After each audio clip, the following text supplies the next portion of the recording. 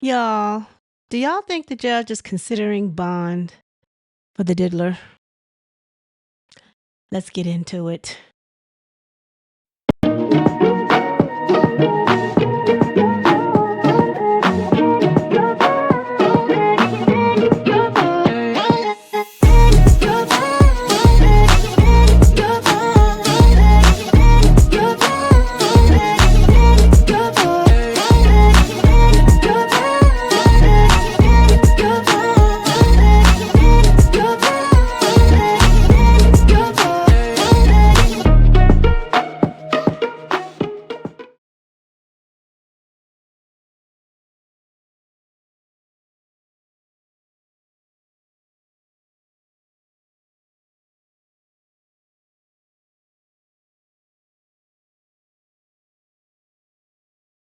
Hey, y'all.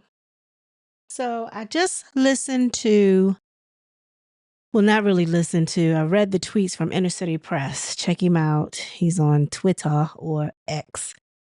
And he was giving us a rundown by rundown, step by step, about the conversations going on in court. So it left off with the judge wanting letters to be sent on Monday about what type of communications Diddy can have. So he has adjourned. He is not going to decide whether or not Diddy is getting out today on bond. He's going to decide next week. But the prosecution side was very compelling, which I'm not understanding why they didn't win this one based on all the stuff that they presented. But it seems like the judge is considering letting him out because it is such a high profile case and the conditions in the jail don't allow him to participate with his legal team the way that it should, based upon this is do or die, pretty much. He has literally 6 months, right, to present a case to where he's not gone for life. Because I'm saying even if he presents a case that lessens his charges, would be progress, right? But I was just thinking that this would be over. And for some reason,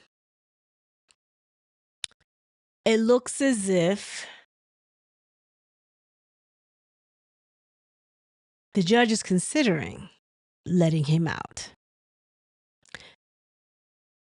Even though the prosecution basically says they need to keep him locked up because he is dangerous. I don't know. I'm having mixed feelings. On one hand, I feel like he deserves a fair trial.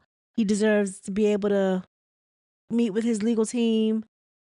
The conditions in the jail don't allow him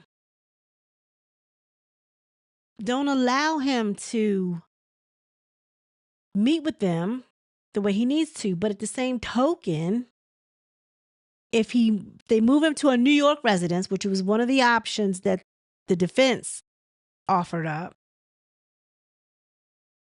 they basically said that he'd have 2 security guards inside the apartment with him and 1 downstairs. I don't see him as a threat as in leaving. What I do find as a threat is him paying the people that are securing him. I feel like that needs to be issued by the government. Not that the government should pay, but Diddy should reimburse the government for their personnel. You know what I'm saying? I feel like there'd be a level, almost like a Secret Service, but not, you know what I mean? Yeah. Secret Service, but not. Only in not too so much as for protecting him, but to lock him down. And the only reason why I'm feeling like this is even an option is because of his finances. Little old me wouldn't get those options. I'd be still in jail. It wouldn't even be a thought.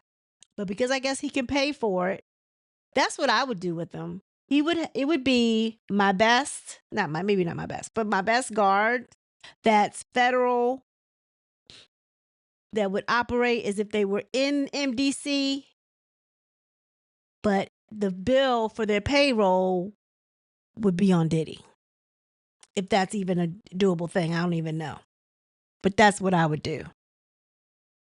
But let's rewind a little bit. There were a couple of things that Diddy came out with talking about that the government altered the videotape of him and Cassie having their dispute. Him whipping her behind. It's not even a dispute. So, can y'all tell me what part of that was altered? Was it the part where he slung her down on the floor by her hair? Was it the part when he kicked her in the head? Or maybe it was the part where he drug her somewhat across the floor. Oh, I know. Maybe it was the vase that he threw at her. We couldn't see her. She wasn't on the camera, but we saw that he was looking at her direction and he threw the vase that was on the table while he was sitting there. Mind you, we didn't have audio, so I'm sure he was cussing her the hell out all during this time. Now, playing devil's advocate here, if we didn't know the premise of why they may have been at the hotel, let's wipe that out. Like, we don't know anything about freak offs or any of that nature, right? They're just a couple that are happen to be staying at a hotel and have a dispute. Then what does that video look like? Does it give you more of a sense it's just a domestic squabble where one party just gets a little bit more violent than the other? Because not knowing that she was coming from a freak off or trying to avoid a freak off or whatever she was trying to do, that's what it would look like. Like, oh my gosh, she need to get away from him because he's just crazy. Like, he whipping her butt, he dragging her down the hall. It's on that level. But because we know the background, on top of the freak offs, then you doing this too, it looks 10 times worse. Now, Diddy and his lawyers want to say this was a domestic dispute. And it could have been. But and it'll be times, I'm sure, that people have been in domestic disputes and tried to get away and couldn't get the shoes on fast enough so they could get away because they know whoever they're with is certifiable. Right? Doesn't make it right. Doesn't make it any less frightening. But because we know the premise of why they were there, I think it makes it more like, oh gosh, she was trying to get away from being awed by a S worker and blah, blah, blah, blah. It goes 10 times worse. So Diddy wants to say that was their relationship. That was the nature of their relationship. That was the agreement that they had for 10 years. I don't know. Maybe she stayed for 10 years. And I'm not blaming Cassie at all because it may have been a point where she felt like she couldn't leave, else she was going to get it or he was going to unalive her. I mean, who knows why she stayed so long? I mean, why do people stay in abusive relationships, period? Not just them two, but people in general. Why do people stay? More times than not, it's because finances. We know that Diddy was taking care of her. And she got anything she wanted, even though she had endured all this over here. He was taking care of her. He paid for her living expenses. He paid for her vehicles, her wardrobe. Well, nothing she wanted for. But she had to do that. Those were the conditions of their relationship. Whatever you want to call that, it was their relationship. So when did it become a crime? Because she was taking the illegal substances. I don't think he was forcing them on her. I don't know. I wasn't there. But from what I understand, it wasn't like he forced them on her. And you can't force somebody 10 years. I mean, I guess if you get them strung out, maybe. I don't know. I don't know. I don't know. I'm trying to find how else I can look at this. And I don't really want to look at it no other way. I think he needs to stay in jail.